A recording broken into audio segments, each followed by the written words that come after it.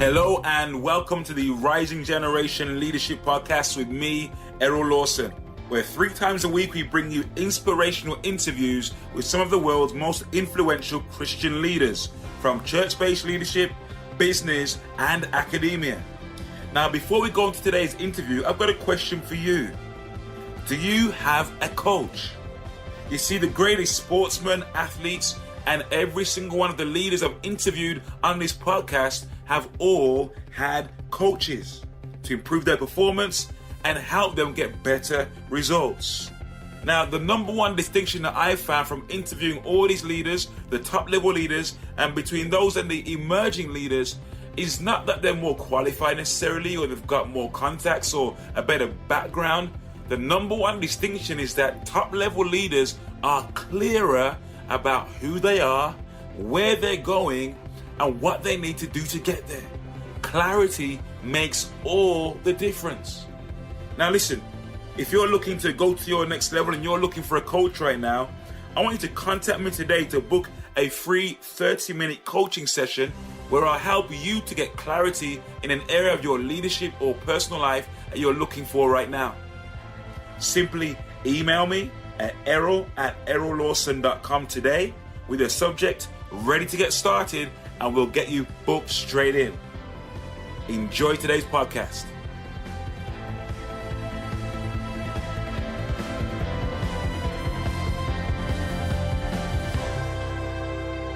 Hello and welcome again to the Rising Generation Leadership Podcast with myself, Errol Lawson, and our guest today is Brandon Cox.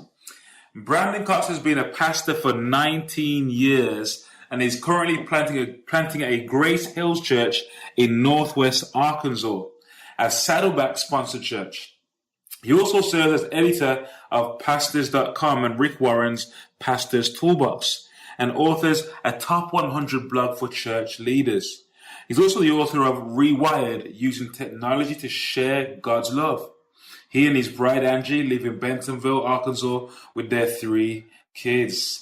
Brandon, thank you so much for joining us today. I've been following your work on pastors.com. Brandon, first of all, fill in any gaps, if you will, in your bio there. Anything I've missed out, anything worth adding, and give us a glimpse into your personal world. Okay. First of all, just let me say thank you so much for having me. It's an honor and a pleasure to be part of it. I met my wife about 20 years ago and started into ministry and leading within the church when I was about 18. Pastored my first church when I was 19, wow, which was probably a mistake. Probably should have waited for a bit more maturity, okay. But I was so eager, just wanted to jump into it, and went through some difficult experiences early on that really helped to kind of shape how I lead today and how I view the church and the world and whatnot. So spent 15 years in what I would consider a traditional church leadership role, and then spent 1 year on staff at Saddleback Church and learned a lot there about everything from systems to relationships and everything in between. And we've been planting here in Northwest Arkansas for about 4.5 years now, 5 years, and it's gone really well, and just been having a good time so far, doing what we're doing. Awesome. Just want to take a little go back a bit. Your story. You started church. You were 18 years old. Yeah. Wow. Yeah, I was preaching at 18. I would fill in here and there. Mm-hmm. And I just wanted to be a pastor of a church so bad that while I was in Bible college, one church called and asked me to come fill in 3 Sundays in a row. Mm-hmm. And on the third one asked me to come be their pastor. And I said yes, eagerly. And then encountered problems and issues that I really wasn't mature enough or ready enough to handle. And it really just boiled down to a church with a lot of history of hurt and pain and division. And I just wanted to teach theology and preach and do the positive things. So all the lessons you learned there. Yeah.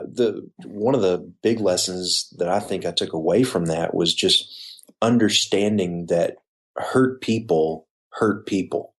that people will strike out at one another, and division and fights often come because people are hurt, not because they're bad people, because they've been through experiences that have broken them and hurt them.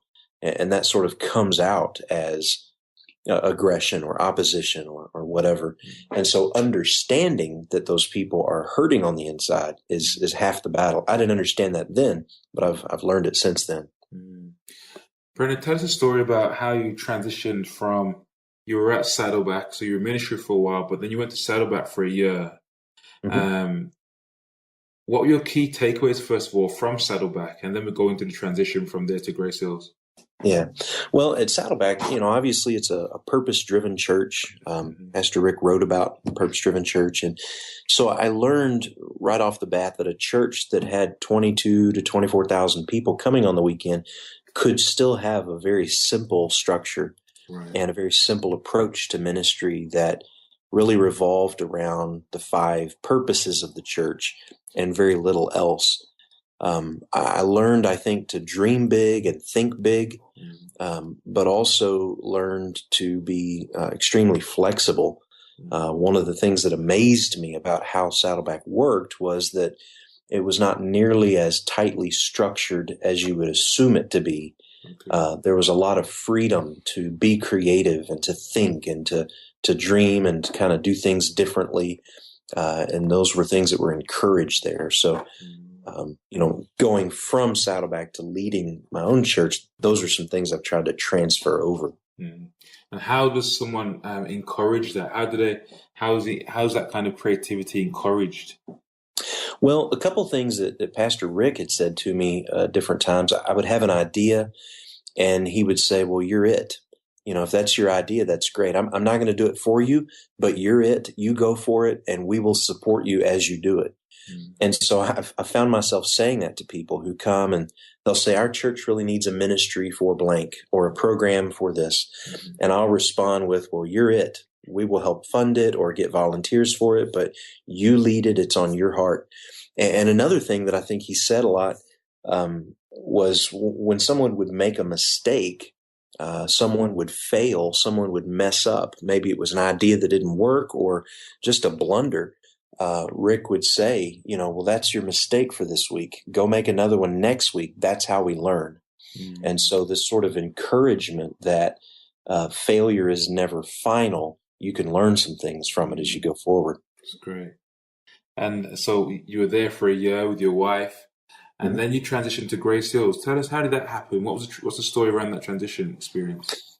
Well, interestingly enough, when I went to Saddleback, they were also bringing on a pastor of church planting at Saddleback. So he came just shortly after I did. And my wife and I had talked about church planting for probably a decade before that experience. And the question we were asking at Saddleback was, how can we plant more churches everywhere, all over the globe? Particularly, my own heart was, how can we plant more churches in sort of the heartland of America, where a lot of people have kind of grown cold to the experience. So out of that conversation came the statement, we really need a guinea pig to send out. And I said, well, that sounds like a lot of fun. So they sent us, and we moved to an area. It's the home of Walmart, which is a world retail giant. And so there are people here from all over the place. And, with Saddleback's blessing and structure and DNA, if you will, just sort of hit the ground running here. It's great. It's great. And along your leadership journey, has there been like a significant epiphany, dare I say, a revelation, a turning point, that maybe you were heading in one direction and this happened and then you turned into a different direction? Yeah, I definitely would point back to Saddleback as being that moment, and partly on a personal level. Going into my experience on staff there, I was actually dealing with a lot of discouragement. I had been in a leadership role as a pastor of a traditional church where everything was very controlled. There was a lot of criticism and a lot of scrutiny, but not much freedom, not much encouragement. So I went into Saddleback with that as my background. Right. while we were there, my wife and I got into a small group. And in that small group, we started digging into some past hurts between her and I and from other people and so forth. And all of that started opening up. And all of a sudden, we had friends helping us work through those things and heal. And it was really life-changing. So when it came to planting Grace Hills Church, we had this whole new determination that we were going to help other people have that same experience. That's great. And the big lesson out of that crucible, out of that moment, the epiphany was, I would rather be real and transparent and really genuinely grow than I would to fake it any day. So that was my biggest takeaway, I think. Wow. And, say someone's listening right now that they're facing that kind of religious experience where they're in a church, just like you described before you came to Saddleback. What would your advice to them be? I think you have to reach out to friends. Thankfully, I was able to, call some mentors and some heroes of mine and just sort of pour out my heart to them. And they had great advice to give. One individual I thought gave me another really great leadership lesson, and that was, if you're ever going to become what God wants you to become, you're going to have to walk through some kind of trial by fire somewhere. And if you run from it, then you're not going to become what he wants you to become. So you've got to embrace that trial and go through it so that he can teach you things. And so if you're in that spot, reach out to those who have been down that road before, because I think the worst thing we do is isolate and stay lonely. And the best thing we do is reach out and make friends and ask for help and help other people. That's great, man. Are you seriously fired up about developing leaders and growing your church to the next level? Could you do with someone to help you get some extra clarity or to be a sounding board for your plans and ideas? Great athletes have coaches, so do great leaders. The right leadership coach for you will result in increasing your performance and dramatically increase the results you achieve. Errol is an experienced leadership coach, award-winning author and entrepreneur, and pastor. He has interviewed over 60 of the most influential Christian leaders from around the world for the Rising Generation Leadership podcast, and uses his unique insights, leadership experience, and his passion for the gospel to coach Christian leaders and help them to discover the clarity, confidence, and competence they are looking for. If you're ready to go to the next level, leverage Errol's experience and extensive network of contacts to help grow your ministry or support you in your personal and professional development. To experience the power and benefit of Errol's coaching, contact us now to arrange a free 30-minute strategy session that will help you to understand exactly what your next step needs to be. Email admin@errollawson.com right now to schedule your call. And what's been your biggest challenge in your leadership journey so far? For me, it is, I think, learning how to motivate and communicate with people who are different. I tend to be a little bit more introverted as a leader. I'm somewhat level-headed. I want to think everything through. But I work with people who are artistic and creative, others who are very emotional, others who maybe have a more charismatic flair. They're very excitable. And so for me, understanding how do I communicate to them in a way that keeps them motivated, that to me is the biggest challenge of all, just being thorough and personal in communicating with people. And what have been the lessons you've learned along the way in actually trying to resolve that or to bring a solution to that? Yeah, the biggest, I think, is stopping to see the value in every person that we work with, to never write anyone off, but to understand that every person brings value to the equation. Every person brings value to the organization. And I think it's a matter of drawing out of people what's already in them, what they're already gifted at, and just communicating in a way that really motivates them to use their gifts and their talents and their ideas, and not just to try to echo what I'm doing as the leader. I think that's been a big one for me. And another is just communicating in a very thorough way. Early on, this was a big problem for me. I would assume that people knew what I wanted. When I would give away a project or ask someone to do something, I just assumed they understood my mind and my heart, and that they would carry out all the details. And then a lot of times it would come back, sometime later, and they really didn't understand what my intention was. And so I had not communicated thoroughly the direction and the vision. So I think just talking a lot and communicating too much is probably a better way to go. I think that's a big challenge for a lot of us as leaders. When you say communicate thorough, can you expand on that? What do you mean? Yeah. For example, if I give someone a project and say, here's an event that's coming up, I'd really like you to lead this and have a vision for it. I also need to let them know what that means. Does that mean that you are responsible for recruiting the volunteers that are going to make it happen? You are responsible for maintaining the budget for that event. You're responsible for the outcomes of that event. If I don't communicate all of the expectations up front, what I hope to see them do, then they're probably going to let me down, and it's not their fault. It's that they didn't know. Sure. So, yeah. It's great, man. It's great. So communicating those expectations as clearly as possible up front. Brilliant. And at this stage in your leadership journey now, how do you currently define success? Well, probably a little different than many people do. For me, I define success as accomplishing what God wants me to do and nothing else. Wow. So I would take out of that equation results. To me, success is not how much money you made or how many people you led, as much as it is fulfilling your calling well and completing what God gives you to do, and purposely not trying to complete things that are not part of that calling. That's how I would define it. Wow. And that's a big one. Like, yeah. Or like the second part of that, like not doing what God hasn't called you to do. Yeah.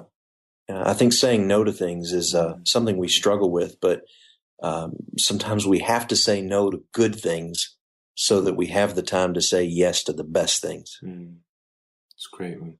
And I think it was John Maxwell that said that success, or the secrets to success, can be found in your daily routine. What typically does the first 90 minutes of your day look like, typically? I bet it changes all the time. I like to wake up when it's dark and quiet. Right. I have 3 children at home, and so once they're up, there's no work that's going to be done for a short time. And so I usually will get up at 5 or so. Everyone else gets up about 6:30. So my first 90 minutes are some praying, some reading, some writing. At some point in there, I'll just sort of make a list of, here's what I need to accomplish today. Here's what's going on this week. But really trying to just be quiet and soak up some things, especially out of books and blogs and that kind of thing. That's my first 90 minutes. And then, when I actually get to work, then I can focus on all the to-do list items. But first 90 minutes are quiet. It's good. And, have there been any other key habits that have contributed towards your success? Yeah, I think so. I think the habit of thinking, and I know that may sound strange, but my typically in life, we get in the car and turn the radio on, we get home and turn the television on. But for me, just developing this habit of finding times that are quiet to think. It's the 15-minute drive home where I'm just sort of thinking and processing, and I'm not listening to anything. That's been a big one. I think also for me, just writing notes.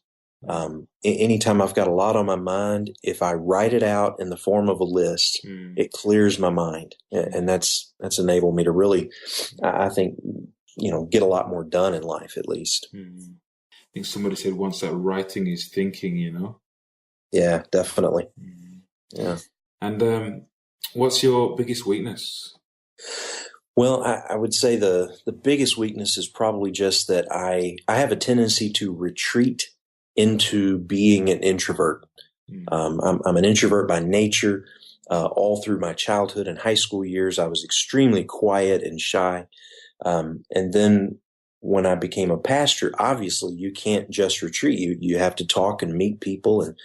And so if I'm not careful, my weakness is that I will withdraw from people because it's less pressure. It's easier to be alone.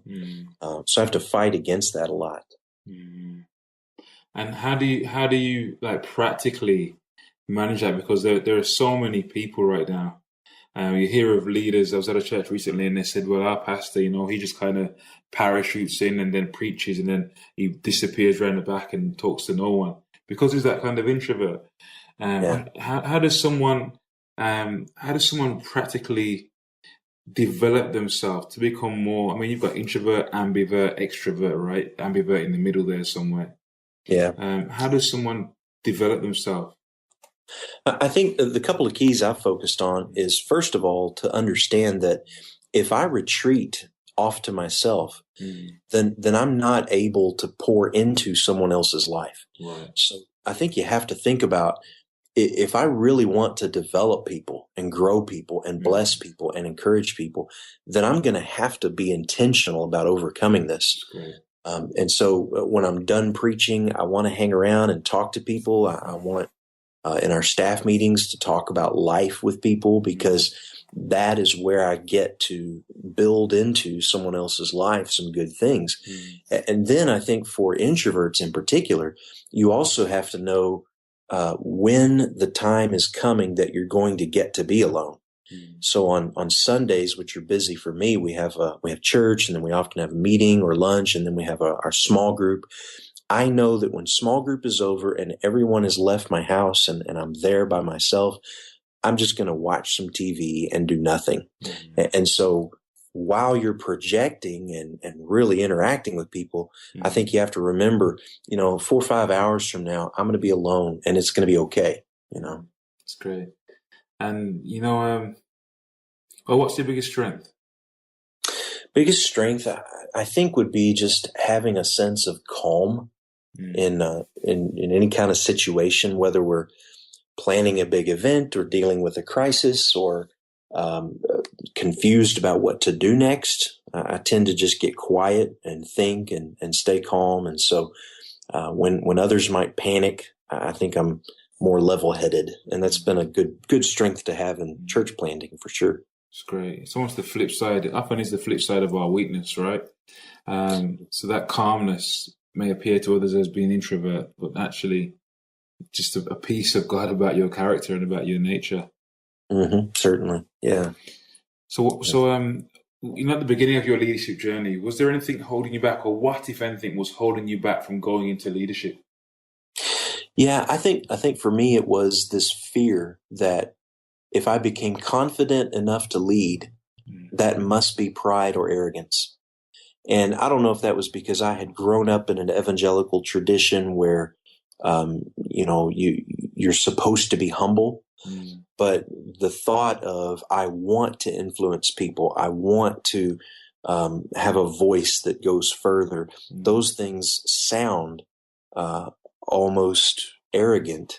And I don't think they are, but early on I thought they were. And somewhere along the line I realized that confidence is not a bad thing. Confidence is a good thing as long as it's confident in the right source, the right source of strength. So it's great. And who have been your most significant mentors? Can you tell us your top 3 mentors on your leadership journey? Yeah. Well, Rick Warren is a big one. Yeah. Because for about 15 years I'd been reading his books and articles and whatnot, and then got to work with him. And so there's a lot to learn there. My father-in-law, Danny Kirk, he now coaches church planters, and he's been a pastor for decades. And he's a big one because we get a lot of time together. And that means a lot to me. And then I would say a third one would be a man named Grady Higgs, he's a missions leader and just taught me about prayer and about faith and about trusting and thinking big. And he would call at low moments for me out of the blue. And I don't know how he knew I was struggling, but he would call and encourage me in those down times. So the three of them obviously been big for me.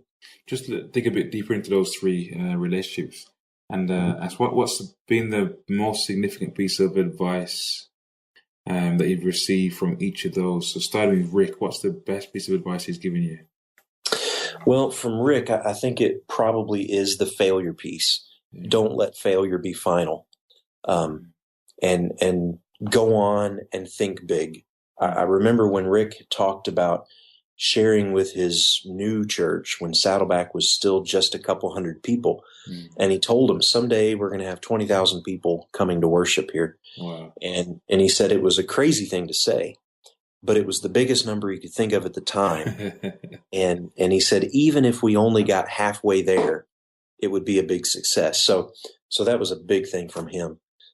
From Danny Kirk, I think it is just that, relationships are everything. The way he has loved me and poured into me, and we've had so many honest talks that people need you to love them before they'll let you lead them.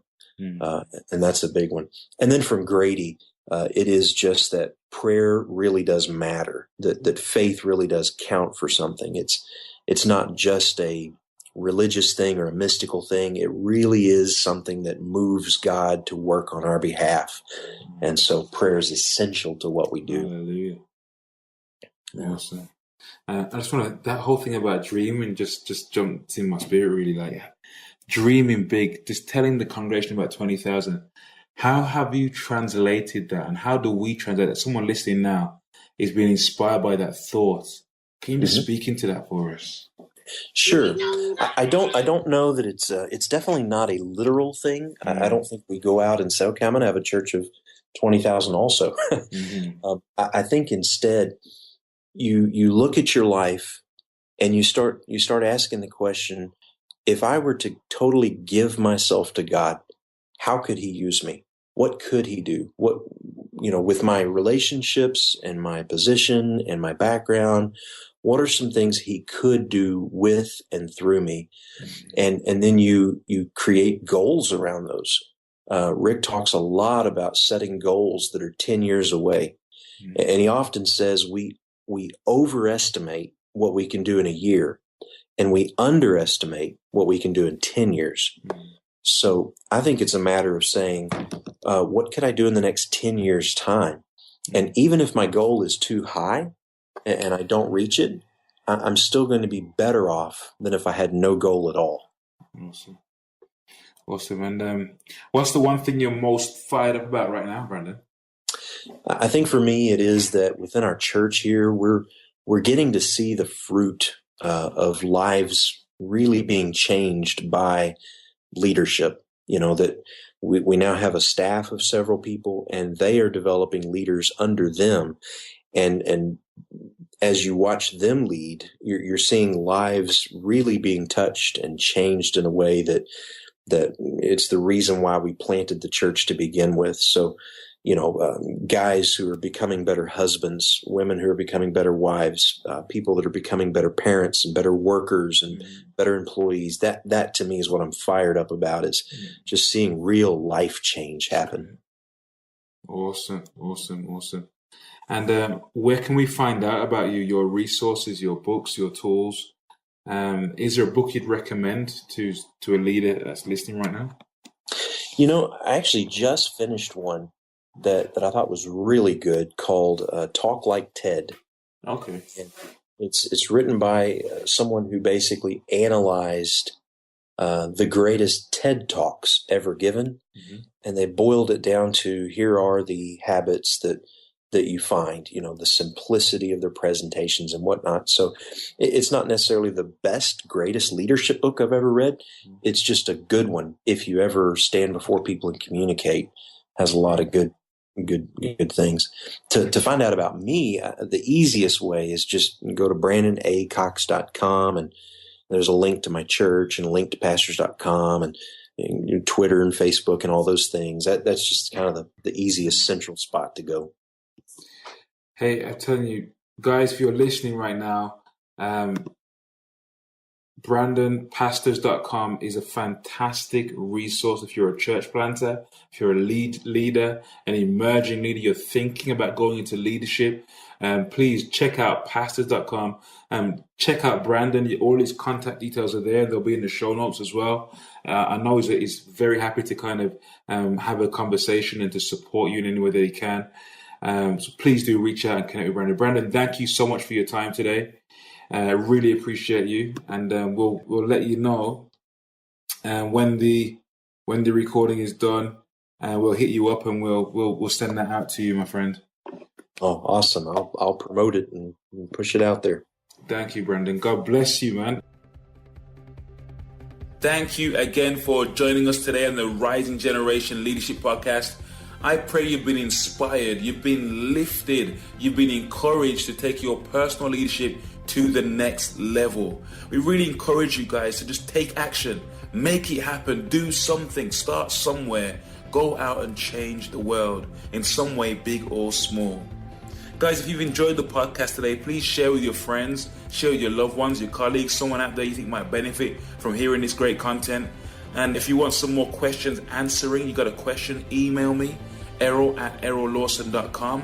Or if you want a free 30 to 45 minute coaching session with myself around a leadership challenge or issue you're working on in your business, your church, or in your organization, please feel free to email me right away or get you booked in. It's Errol@errollawson.com. Thank you again for listening. Go to our iTunes page, check it out, check out the previous episodes, give us a nice review, that would be awesome. Really appreciate if you could do that for us. We really appreciate you just for being here and listening. Thank you so much. God bless you, and we'll see you on the next episode of The Rising Generation.